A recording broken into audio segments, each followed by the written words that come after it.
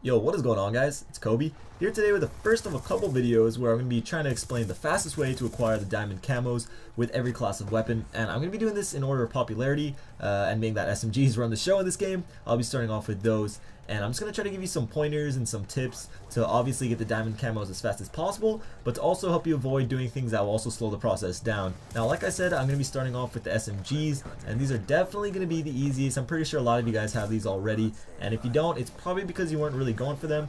But since you're watching this video, I'm guessing you're fairly interested now. So starting off, the first thing that I want to tell you guys and get really embedded into your head is to use the highest weapon possible all the time, and don't just stick with one weapon and leveling that up to gold. And I'm gonna say this in every one of these videos because it's really important.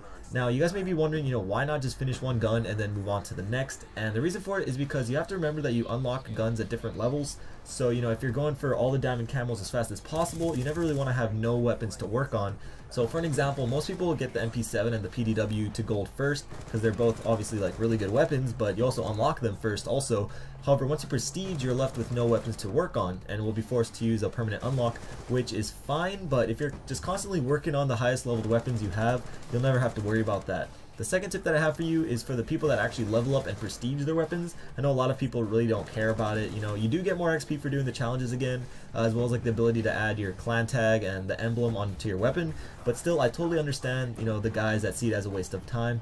But for you guys like me that do prestige their weapons, this is pretty important. So as I'm sure you guys know by now, you first have to either complete the headshot challenges or the one-shot kill challenges to unlock the rest of the camo challenges. So with SMGs, we of course going for the headshots. Now, once you get those headshots, you get a bunch of camos to unlock, including 2 for getting kills without perks and without attachments. So obviously, you probably want to do those at the same time. But what I also recommend is to prestige your weapon right before you do those, because after you do, you won't have attachments, but since you're going for kills without attachments, it won't really matter as much. So you don't really have to do that, but that's what I did, and I would definitely suggest you do the same if you want.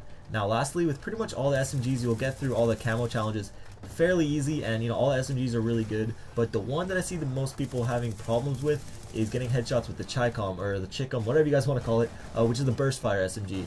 Now what I suggest that you equip is the stock and the laser sight attachment. With the stock, you can strafe faster while aimed in, and obviously with the laser sight you can get increased hip fire accuracy. What I personally don't suggest though is using the select fire and making it fully automatic. Trust me, it's a lot easier just running around hip firing towards the head. I got way more headshots and it was just a lot more effective. Again, that was just me personally though. But like I said, the SMGs are pretty damn easy to get diamond on, so if any of you guys don't have it and decide to go for them, I'm fully confident that you won't have any really problems with it. One last thing though I want to add, just in case you guys aren't aware, the Peacekeeper is separate, so you don't have to get that in gold to get the standard weapons in diamond.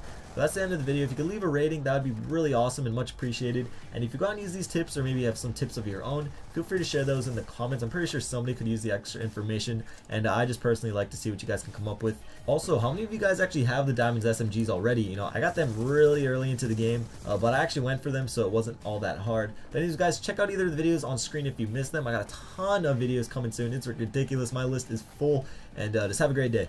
Peace.